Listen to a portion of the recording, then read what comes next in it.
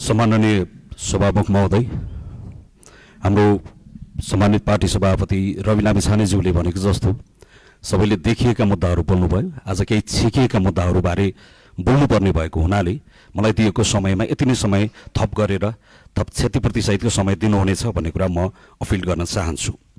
सम्माननीय सभामुख महोदय, सर्वप्रथम यहाँलाई यो गरिमामय संसदको सभामुख जस्तो पदमा निर्विरोध निर्वाचित हुनुभएकोमा म हृदयदेखि नै धेरै धेरै शुभकामना टक्राउन चाहन्छु। यहाँको उपस्थितिले सार्वभौम सत्ता सम्पन्न संसदको गरिमा थप उच्च हुनेछ भन्ने कुरा विश्वास व्यक्त गर्न चाहन्छु। सम्माननीय सभामुख महोदय, आजभन्दा झन्डै 7 वर्ष पहिला 2077 जेठको 10 गते रुकुमको सोतीमा नवराज विश्वकर्मा सहित 6 जना युवाहरूको हत्या भयो।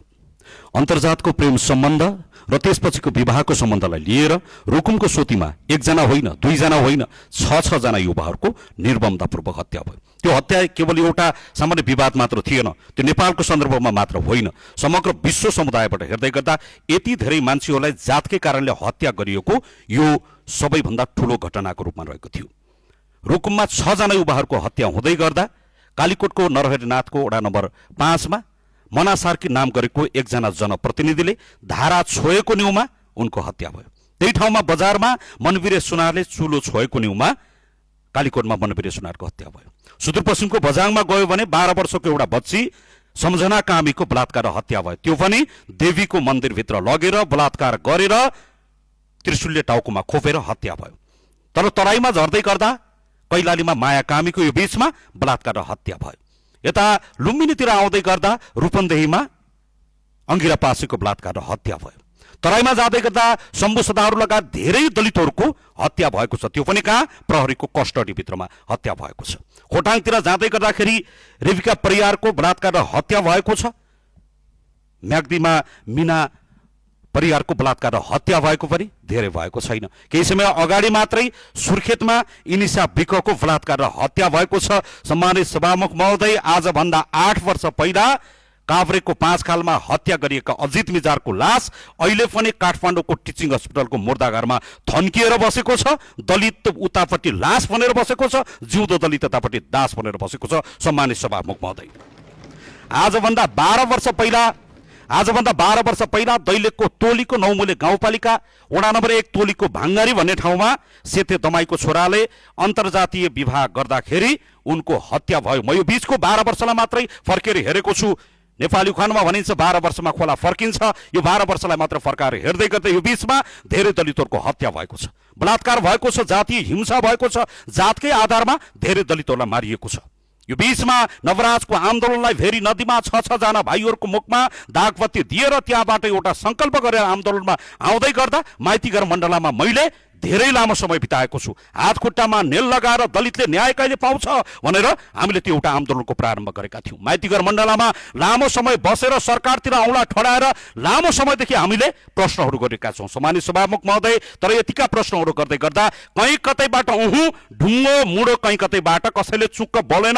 यो लामो समयमा हामीले काठमाडौँको माइतीघर मण्डलामा 45 दिन बस्दै गर्दा त्यति बेलाका राष्ट्रिय स्वतन्त्र पार्टीका सभापति जो अहिले हाम्रो सभापति हुनुहुन्छ रवि लामिछानेले संसदमा उभिएर माइक समातेर माइतीघर मण्डलामा कहिलेसम्म खगेन्द्र सुनारहरू हातमा नेल लगाएर बस्ने हो र यो समाजलाई हामीले कहिलेसम्म यसरी नेल लगाएर राख्ने हो भनेर उहाँले विषय प्रवेश गराइदिनु भयो। म यहाँबाट आदरणीय पार्टी सभापतिज्यूलाई हृदयदेखि नै म धेरै धेरै धन्यवाद टक्राउन चाहन्छु। यो बीचमा हामीले लामो सङ्घर्ष गर्यौँ, यो बीचमा धेरै आन्दोलनहरू गर्यौँ। त्यस पश्चात हामी राष्ट्रिय स्वतन्त्र पार्टीमा आबद्ध भयौँ। अनि मानिसहरूले यहाँ धेरै कुराहरू उठाएको मैले यसो सुनेको छु। केही समय अगाडि एकजना प्रवक्ता मित्र, एकजना कमरेडले भन्नुभयो माफी मागेर मात्र हुन्छ, बोलेर मात्र हुन्छ, भनेर मात्र हुन्छ, नीतिमा मात्र गरेर हुन्छ, व्यवहारमा हुनुपर्छ कि पर्दैन भनेर उहाँले सोध्नुभयो। म भन्न चाहन्छु, हामीले राष्ट्रिय स्वतन्त्र पार्टीमा प्रवेश गर्दै गर्दा, त्यो पार्टीसँग सहकार्य गर्दै गर्दा, त्यो पार्टीभित्रबाट निर्वाचनमा उभिँदै गर्दै गर्दा हामीले सम्मानित पार्टी सभापतिज्यू रवि लामिछानेलाई भनेका थियौँ, तपाईँ दलितको मुद्दाप्रति झुक्नुहुन्छ कि हुन्न भन्दा उहाँले झुक्छु भन्नुभयो। लेख्नुहुन्छ कि हुन्न, लेख्छु भन्नुभयो। कति नम्बरमा लेख्नुहुन्छ? 1 नम्बरमा लेख्छौँ भन्नुभयो। 1 नम्बरमा लेख्नुभयो। यहाँलाई धन्यवाद छ। त्यो कुरालाई स्वीकार गर्नुहुन्छ? स्वीकार गर्छु, म जान्दछु, म मान्दछु सम्माननीय सभामुख महोदय, अहिलेको जिउँदो कोही पनि गैर दलितले यो जात बनाएको होइन, म यो कुरा जान्दछु। तर समाजमा भएको त्यो घृणा र त्यो पीडा सहेर बसेको दलितलाई त्यो क्षमा याचना गर्ने त्यो आँट, त्यो साहस कसैले गरेको थिएन।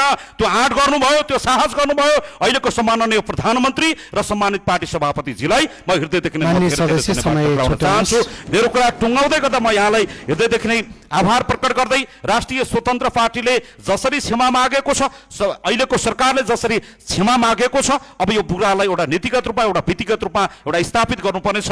वर्षौंदेखि अन्याय र अत्याचारको त्यो तल परेर बसेको एउटा समुदायले त्यो न्यायको महसुस गर्नेछ। यति कुरा राख्दै यो बाँके 3 नम्बर क्षेत्रबाट म निर्वाचित भएर आएको छु। म एउटा समुदायबाट पनि प्रतिनिधित्व गर्दै गर्दाखेरि यो कुरालाई मैले यहाँ बोल्दै गर्दाखेरि बाँके 3 नम्बर क्षेत्र लगायत देशैभरिका मतदाताहरूलाई म हृदयदेखि नै आभार प्रकट गर्न चाहन्छु। संसारले लखेटेको बेला, संसारले बजारमा हाम्रो पुतला जलाएको बेला, संसारले त्यो घृणा र त्यो पीडा दिएको बेलामा बाँके 3 नम्बर क्षेत्र र यो देश हाम्रो पक्षमा उभिनु भएको छ। म सबै मतदाताहरूलाई तपाईले मतदान गर्नु भएको छ, परि आएछ भने हामी तपाईको लागि जीवनदान गर्न तयार हुनेछौँ। यति कुरा म तपाईहरुको बीचमा राख्न चाहन्छु।